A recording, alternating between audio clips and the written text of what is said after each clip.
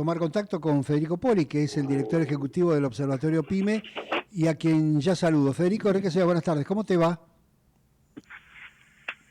Hola, Fede. Hola. ¿Estás ahí? Buenas tardes, ¿cómo te va? Buenas, bien, Enrique, ¿cómo estás vos? Bien, un gusto en saludarte y muy gentil por atendernos.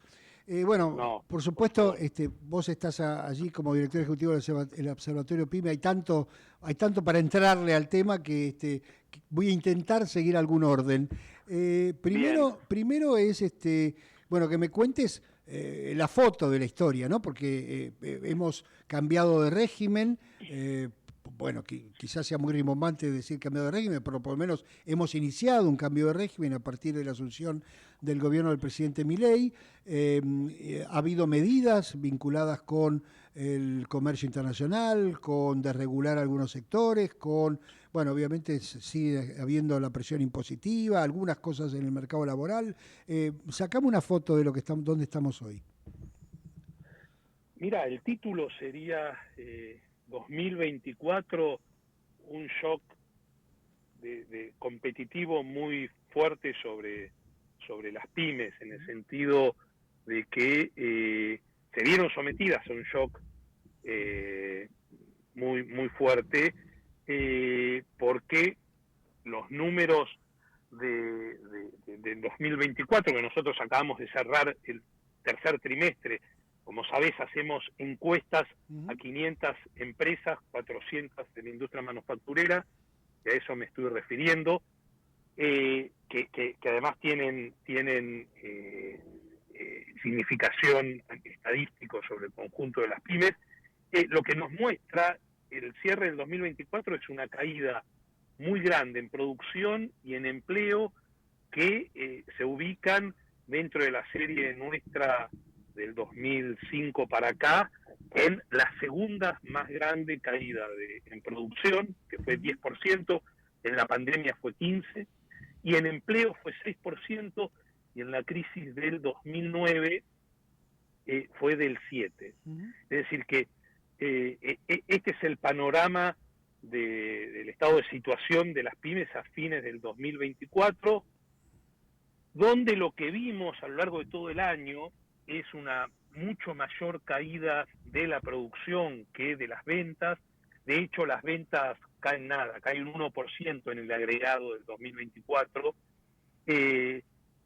¿Por qué? Por el proceso de desestoqueo, ¿no es cierto? Desacumulación de stock, pero digamos que los 2 años previos se han realizado producto de las distorsiones macroeconómicas y en particular de la brecha cambiaria. Sí, te Entonces, interrumpo ahí un segundito simplemente para mostrar o para resaltar lo que acaba de decir, porque el cepo y digamos, y la disparada del dólar, para llamarlo de alguna manera, la brecha cambiaria, como vos lo decías, en las empresas grandes generó reinversión de utilidades, digamos, porque no se las podía llevar, no las claro, podían sacar. claro, Y en las empresas chicas, por lo que me estás contando, generó acumulación de sí, stocks, que era la forma de claro. protegerse del desastre, ¿no es cierto? Muy buen punto, sí, sí, en efecto.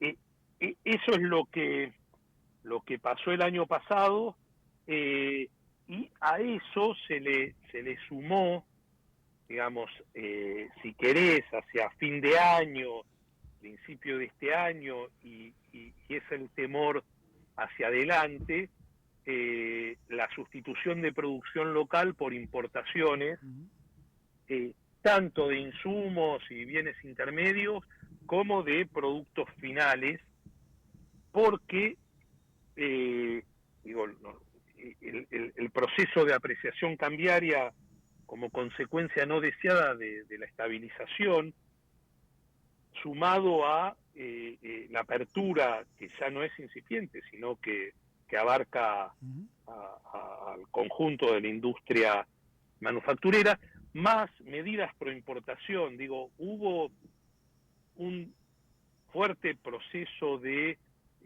relajamiento de normas que tienen que ver con la seguridad en algunos sectores, con lo sanitario y fitosanitario, con la eliminación de los valores de los valores de referencia para evitar la subfacturación. La aduana se dejó de tener los mecanismos, también el mecanismo de la presencia del sector privado en el control de las importaciones en algunos sectores, que digo, uno puede decir que eso no lo tiene ningún país del mundo. Bueno, digo, en los países en general las instituciones funcionan mejor que en Argentina.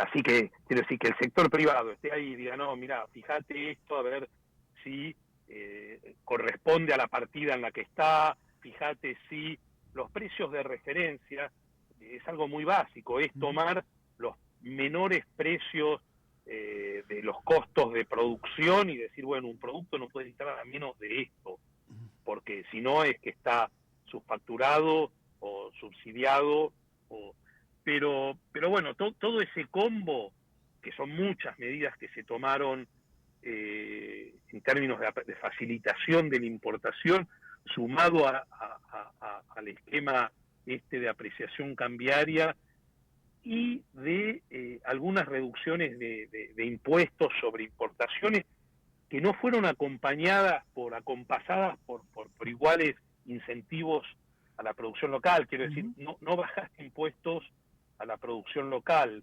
Y bueno, creo que todo eso hecho de shock, como suele suceder en Argentina, y bueno, tiene consecuencias, en vez de la apertura a ser pro exportadora, es una apertura pro importadora. ¿Te acordás, Enrique, el debate de los 80s, 90s del Banco Mundial? Me acuerdo porque lo leí, porque yo era chiquito.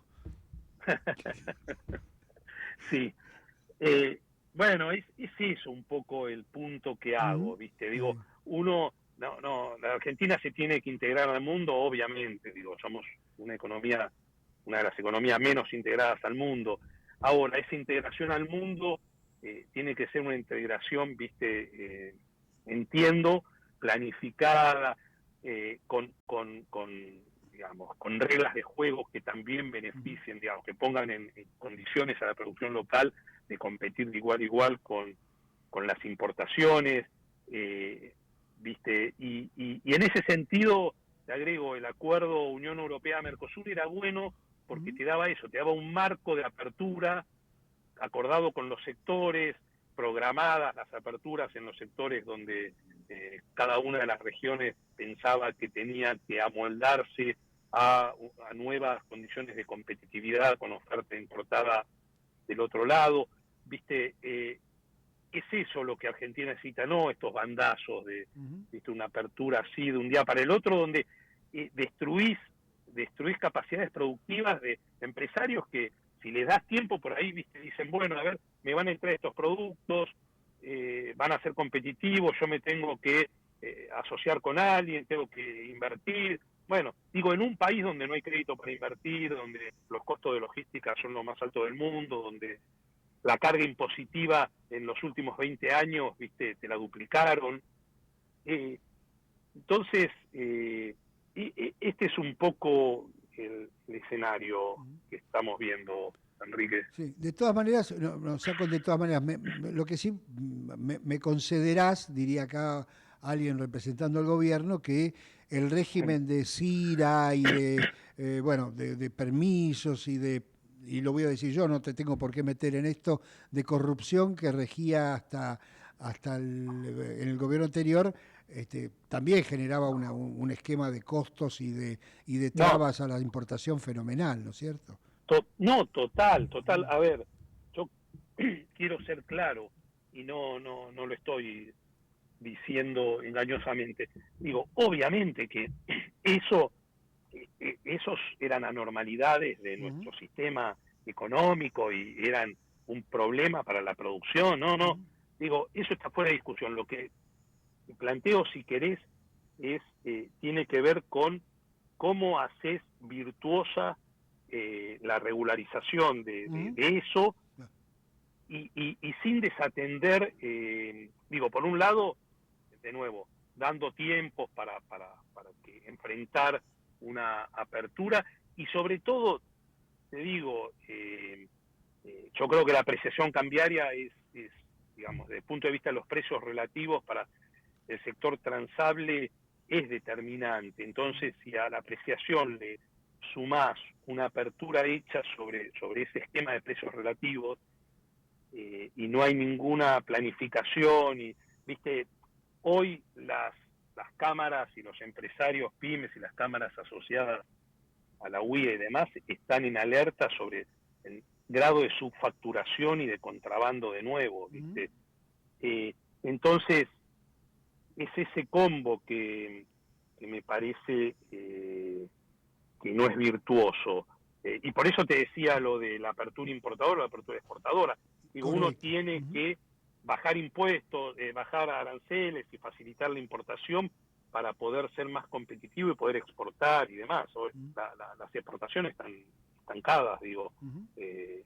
Entonces, ese es el punto, pero sí, totalmente. El esquema de macroeconómico, de distorsiones, de la gestión de Alberto Fernández era insostenible, era muy nocivo para la inversión, nada.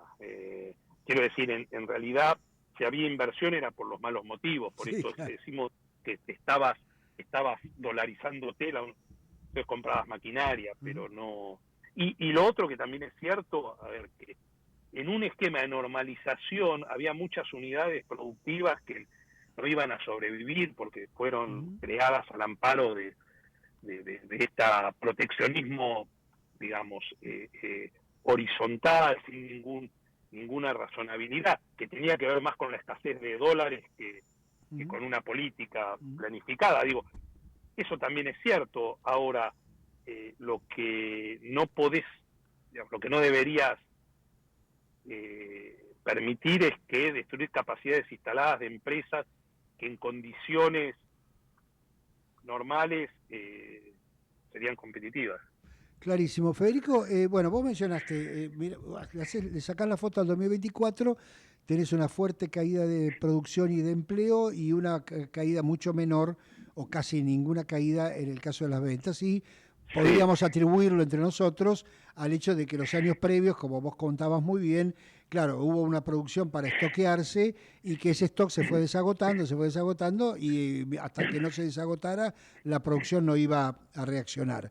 Ahora, ¿cómo te imaginas este año en donde seguramente, o aventuro que ese stock ya se ha agotado y que más allá de que por supuesto ahora tenés la contrapartida de esta apertura importadora que describiste, bueno, puede llevar a que ya empiece a agilizarse la producción, para llamarlo de alguna manera? Sí, mira, Enrique, a ver, bajo estas condiciones macroeconómicas, y me refiero al crawling como lo tenemos al uno y los precios corriendo por encima, esta especie de convertibilidad que tenemos, viste, la dinámica de precios y de rentabilidades y de producciones es la de la convertibilidad, ¿no es cierto? Vos tenés dos mundos, tenés el mundo de los transables y el de los no transables.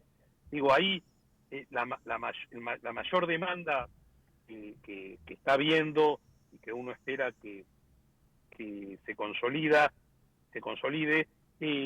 bueno, puede ser,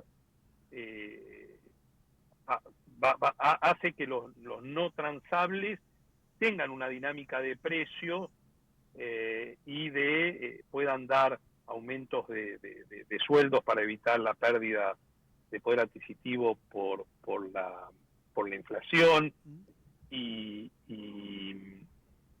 en cambio, digamos, y no ver la rentabilidad mermada, sino todo lo contrario. En cambio, en el sector de los transables, ¿no es cierto?, tenés el techo que pone a los precios la importación y la paridad fija, a saber, rentabilidades acotadas, mayor presencia de las importaciones y esto de contracción salarial, ¿no es cierto?, porque todos los aumentos de salarios son en términos de dólares con el dólar planchado.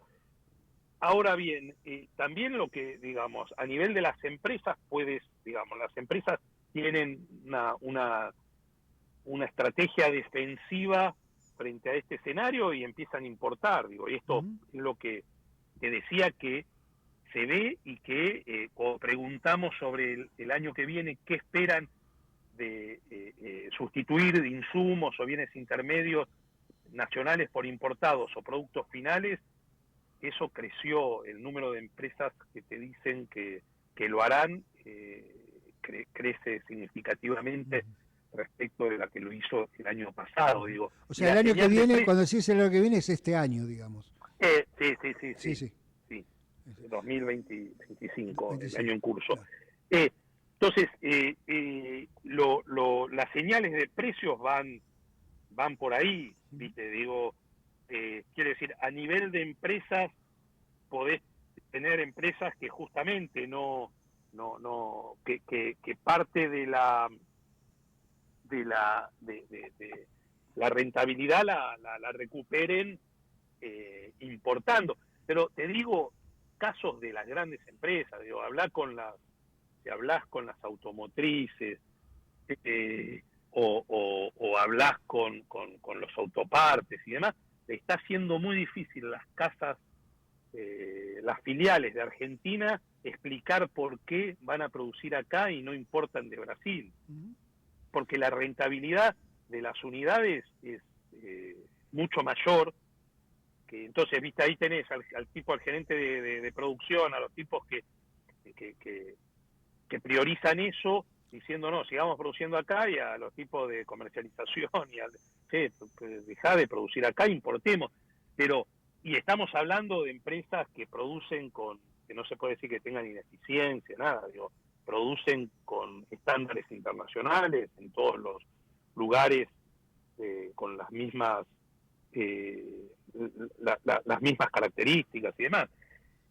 Y también en las textiles, qué sé yo, empresas transnacionales brasileñas que producen acá textiles, también te dicen lo mismo, digo, y como vas recorriendo así, eso va a pasar, digo, eso va a pasar, vamos a ver una mucho mayor presencia de importaciones. Y lo otro es que no, viste, es difícil que vaya a haber inversión local para producir acá con estos precios relativos. Digo, si no te da la rentabilidad. Claro.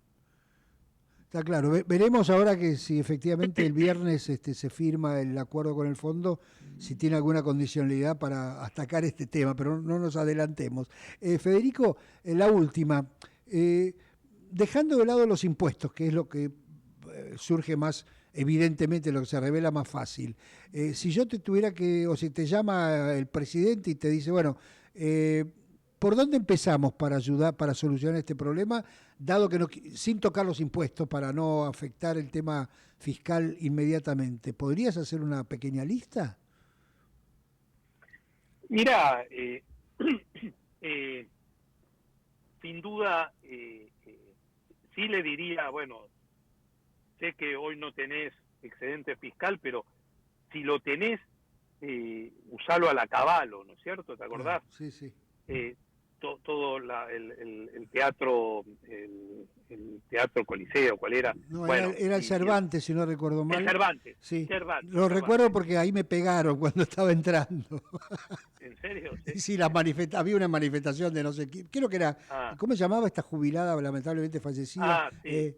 Norma Pla, ¿puede ser? Norma Pla. Claro. Norma Pla, y yo estaba entrando distraídamente, como siempre, y bueno, me atacó un grupo y me pegó y me salvó, la policía me metió adentro, pero bueno, mirá, es un detalle. Claro. Sí, bueno, pero ¿te acordás que era el Cervantes? En efecto, sí. el Cervantes, el Pacto Fiscal Federal, claro, todo cabalo frente a este mismo proceso de apreciación que tuvo la convertibilidad, siendo consciente de lo que significaba en términos de rentabilidad de los transables, lo que hizo fue priorizar, ¿te acordás? En la desgravación en la reducción de aportes patronales, así bueno, todo el tema de ingresos brutos, que al final muchas de esas cosas no se dieron, pero digo, le diría eso, le diría, hacelo a la cabalo, cuando tengas capacidad de reducir impuestos, porque eso por un lado. Y por otro lado, viste, que se fije en la aduana, ¿viste? Esto que recién te decía, no podés, porque hay como una idea del gobierno de que, bueno, nosotros si vemos en los negocios, vemos que hay mercadería que no cumple con los requisitos, la requisaremos y demás. No, tenés la aduana, el punto de ingreso, claro. ¿Viste? No dejes entrar cubiertas que no cumplan con estándares de calidad, ¿viste? No, fíjate si hay productos que están ingresando por debajo del costo de producción mínimo, tomando precios mínimos internacionales, digo, porque ahí hay subfacturación, entonces eso, bueno, y todo el tema de las aduanas, de los pasos fronterizos, digo, ahí estás teniendo un tema, sin duda. Entonces me parece que está bien, esas cosas... es un buen punto de partida, ya te armo la reunión. Federico, gracias por habernos atendido, ha sido realmente muy amable y como siempre muy clarito. Un abrazo grande. A vos, Enrique, un fuerte abrazo, gracias. Federico Poli es director ejecutivo de la Observatorio PYME. Bueno,